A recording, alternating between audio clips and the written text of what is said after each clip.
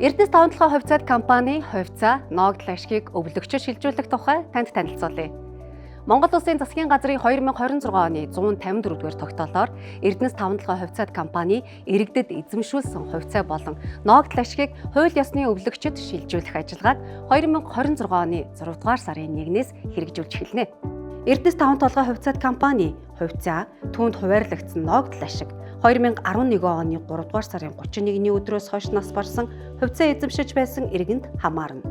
Иргэд өв хүлээн авахдаа хувьцаа ногдол ашгийг иргэний хуульд заасан хууль ёсны өвлөгч өвлөнө. Мөн өвлүүлэгчтэй хамт амьдарч байсан хуульд заасны дагуу хүсэлт гаргасан өвлөгчийг өв хүлээн авч гэж үзнэ. 1-р алхам: хууль ёсны өвлөгч та 1589 дугаарт нас барсан иргэний регистрийн дугаарыг кириллээр том үсгээр илгээж хувьцааны мэдээлэлээ шалгана. 2-р алхам: сум хорооны засаг даргаас шаардлагатай тодорхойлолт болон нотлох баримтуудаа авна. Үүнд нас барсны гэрчилгээтэй тодорхойлолт, хүн ам өрхийн бүртгэлийн дэвтрийн хуулбар, хэрв энэ дэвтэр байхгүй тохиолдолд засаг даргын гарын үсэг тамга тэмдгээр баталгаажсан тодорхойлолт. Мөн иргэний хуулийн 520 дугаар зүйлийн 520-1-2, 520-2-т заасан ээлжийн өвлөгч өвлөх тохиолдолд төрөл садангийн лавлгааг өвлөгч улсын бүртгэлийн байгууллага дээр иргэний бичиг баримттай заавал бичлэн очиж авсан байх ёстой. 3-р алхам: хууль ёсны өвлөгч болохыг нотлох баримт бичгүүдийг бүрдүүлэн өв нээгдсэн газрын нотариатад хандна.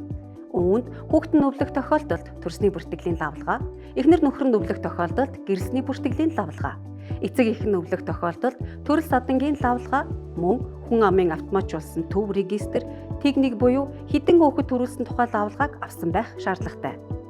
Хууль ёсны өвлөгч нарын зарим нь өв хүлээн авахаас татгалзах тохиолдолд өөрт хамаарах баримт бичгийг бүрдүүлж өв хүлээн авахаас татгалзах хүсэлтийг өөрт ойрхон байрлаж буй нотариатаар, хэрв тухайн орон нутагт нотариат байхгүй бол нотариатын үүрэг гүйцэтгэгчээр гэрчлүүлнэ. Нотариат чинь хуульд заасан холбогдох баримт бичиг бүрдсэн нөхцөл өвлөх эрхийн гэрчилгээг бичиж нотариатын цахим системд байршуулан хувьцаа түүнд хуваарлагдсан ногдол ашгийг шилжүүлэхээр мэдээллийг үнэт цаасны төвлөрсөн хадгаламжийн төв рүү цахим хэлбэрээр илгээнэ.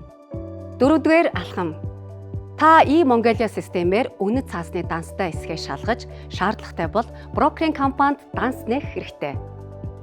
5-р алхам: үнэт цаасны төвлөрсөн хадгаламжийн төв нь үнэт цаасаар гэрчлэгдсэн Эрдэнэс 5-7 хувьцаат компани хувьцаа ногдол ашгийг хууль ёсны өвлөгчийн үнэт цаасны дансанд бүртгэж баталгаажуулах юм а.